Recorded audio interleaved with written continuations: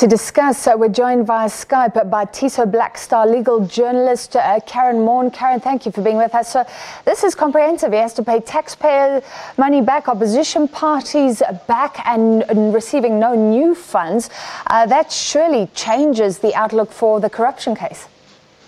And Francis, we cannot forget that the same court has already ordered the president to pay an estimated 10 million rand in personal costs, in a personal cost order linked to his failed state capture litigation, and him losing his bid to get leave to appeal, now petitioning the Supreme Court of Appeal to appeal that ruling. The costs involved in his so-called Stalingrad defense strategy, which was termed as much by this court, are estimated at anything about 16 million rand, but there are already suggestions in the correspondence that was received from the Office of the Presidency that in fact that amount may be more, and a concrete order from the court that the state attorney needs to recover that money and potentially go to court to do so, which means the former president not only faces the prospect of, these funds being recovered, but also if he chooses to defend himself against that civil litigation, the costs of that litigation as well. So former President Zuma looking at an estimated 30 million rand in legal costs that he has now got to pay.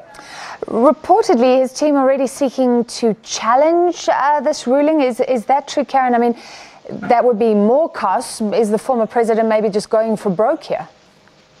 Well, I mean, he's got absolutely nothing to lose. This ruling that's been made against him has dire consequences for him. It certainly prevents him from getting state funding for his permanent stay of prosecution application, in which he's got, senior counsel like Mike Helens, Muzisi Kakane, among others, representing him, and question marks over what will happen to that matter.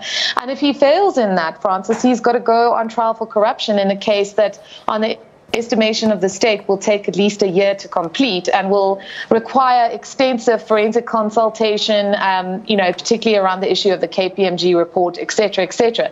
So I would be very surprised if he did not appeal the ruling. I spoke to Daniel Mancha, his attorney, before the judgment was delivered. Certainly he was not optimistic about the former president's prospects of success, and didn't seem particularly surprised by the decision. But certainly they will be putting up a fight because the former president on his presidential salary was earning 2.9 million rand a year. The amount of money involved here looks like it could potentially cripple him financially. 16 million, you mentioned. It's incredible. Just take us back, because there was talking of an agreement between former President Thabo Mbeki and former President Jacob Zuma, and the state attorney involved. How do these things get decided? And then, of course, the argument is that, well, if you're corrupt, you'll pay back, but he hasn't been found guilty of corruption.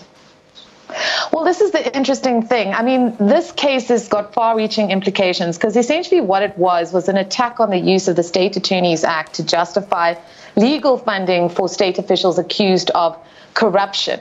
And the rationale that was employed in terms of this, which was put forward by Jacob Zuma's lawyers in their argument to the court, was essentially because the former president stood accused of criminality attached to his duties, allegedly committed in the course of his duties, he was entitled to state legal funding and would then repay that money if found guilty. Now, the High Court has simply said that it's completely untenable, that this is not a scenario in which the offences that the former president stood accused of had anything to do with his official functions. He may have, utilised his powerful position within the state to carry out the alleged corruption that he's accused of, but certainly that did not entitle him, legally speaking, to funding by the state attorney through the State Attorneys Act.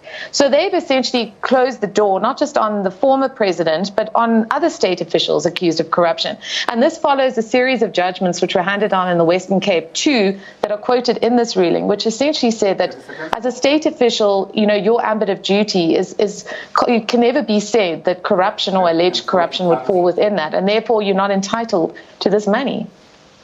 And there was no cap on advocates, there was no cap on appeals. I mean, is there any talk of just generally making it more rational, more cost-effective for the taxpayer when anything involving state officials goes to court? There's been a deeply unfortunate pathology within state litigation which tragically permeates even the civil dealings of ordinary citizens who suffer alleged transgressions at the hands of the state, be it, medical negligence, death by the police, those kind of horrific scenarios in which people, I think, arguably are justified in seeking damages. And what has continuously happened has been there's been a dragging out that has permeated all this kind of civil claims. And I think, we are seeing a degree of judicial impatience with that kind of strategy of litigation, but also with government officials that are seen, in the case of Zuma, as they've argued, to be utilizing a state system that defends the indefensible for personal reasons.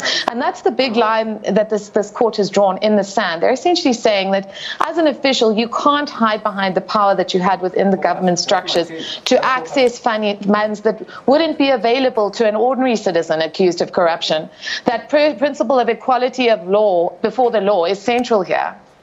Very interesting precedent. Thank you very much, TISO Black Star legal journalist Karen Maughan there.